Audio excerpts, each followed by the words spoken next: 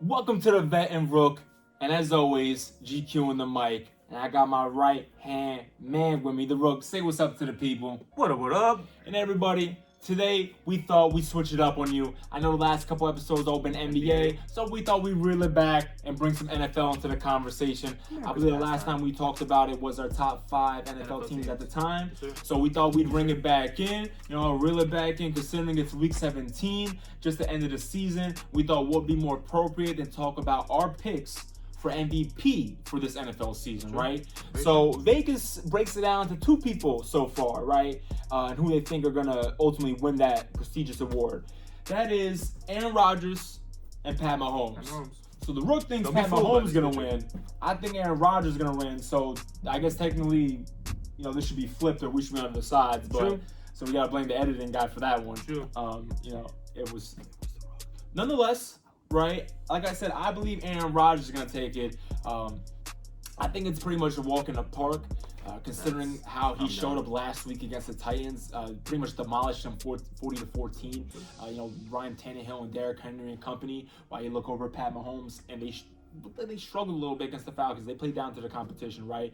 But after that dominant win, I think that kind of pushed him past Pat Mahomes in the MVP race. The guy is really remarkable to see. I think Aaron Rodgers completed 70% of his passes, over 4,000 yards, 44 touchdowns to only 5 interceptions. And let's not forget, because we talked about this when we mentioned our top 5 NFL teams in that video, when we talked about the Packers, how Aaron Rodgers has no help, right? They drafted Jordan Love in the first round. They didn't get any receivers from the NFL draft. They didn't get anyone from him in the offseason, right? Granted, he has Devontae Adams. No knock to him. He's no scrub. He's a top 5 receiver, arguably top 3, right? He has Aaron Jones in the backfield, who is arguably a top 10 running back. So I don't want to take anything away from them, but compared to some of the other weapons like Pat Mahomes has, for example, it's undeniable that Aaron Rodgers lacks those receivers that could potentially help him, and he's still 12-3, right? Wins next week, they'll have back-to-back 13-3 seasons, right?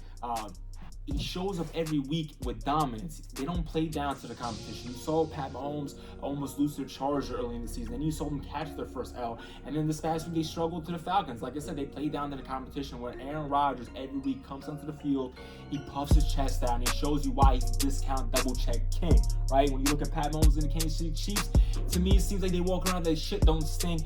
Like they smell their own farts or something. That's how they're rubbing me right now, right? Aaron Rodgers is a bad man for a reason. And I think this year, with the stats, the lack of help, the record, I think it all kind of culminates for a 3rd MVP, right? In 2011, he won it. 2014, he won it. Drew Brees was the runner-up behind him that year.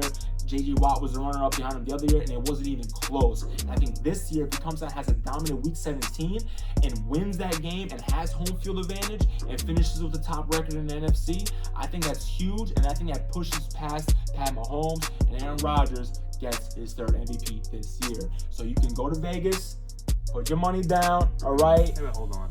Relax. Rook, you can have your chance. You try to convince me of the people, but we already know what bad man's gonna take it home. Like I said, discount double check king, baby. That's right. What you think, Rook? Talk to him. You want to talk about bad man? Pat Mahomes is a pretty bad man. This guy's already won MVP. He is. Already won a ring. Only his 3rd season in NFL, and he's trying to get his 2nd MVP. This guy's leading his team with 14-1, throwing over 5,000 yards, and they're versus the Chargers next week, if I'm not mistaken. And they're probably gonna win that one. But I know Andy Reid said he's gonna bench some starters because he wants to give them a break. Last game of the season, but even if they lose that one, they'll be 14-2, still having the best record in the league. Not like this guy over here. But let's not forget about Mr. Andy Reid, the quarterback whisperer over there, who puts Pat Mahomes in these such great positions to be successful, to put out such great numbers, because he does run this great pass-heavy offense. And that being said, I think he's gonna win the MVP, because forget this guy, he's old, he smells like an old fart, if I'm not mistaken. This guy over here, we have his rookie card, so he better win that freaking MVP. That's why he's the Rook, everyone. He better win that, all right? Well, at the end of the day, I think we can agree to disagree, but the one thing we can agree upon is that whether it be Aaron Rodgers or Pat Mahomes, I think what they really care about is that ring on their finger, right? We Sure. talked about it Sure. a couple episodes about James Harden, right? It's The nice to have argument. MVP. He's It's a winning. nice award. Put it in your shelf. Talk about it years to come. But all that matters is that ring, and that's what makes you the GOAT. And I think that's what Aaron Rodgers is chasing now is that GOAT conversation. GOAT conversation, and that's what he's ultimately chasing as well. But he's early in his career. So with that being said, I'm right. He's you wrong. can stamp it, certify it, Take it to the bank. take Aaron Rodgers to the bank. No. That's what we call Don't do here in that. Jersey. Don't do that. Big facts. Big facts. Now what the hell are you waiting for?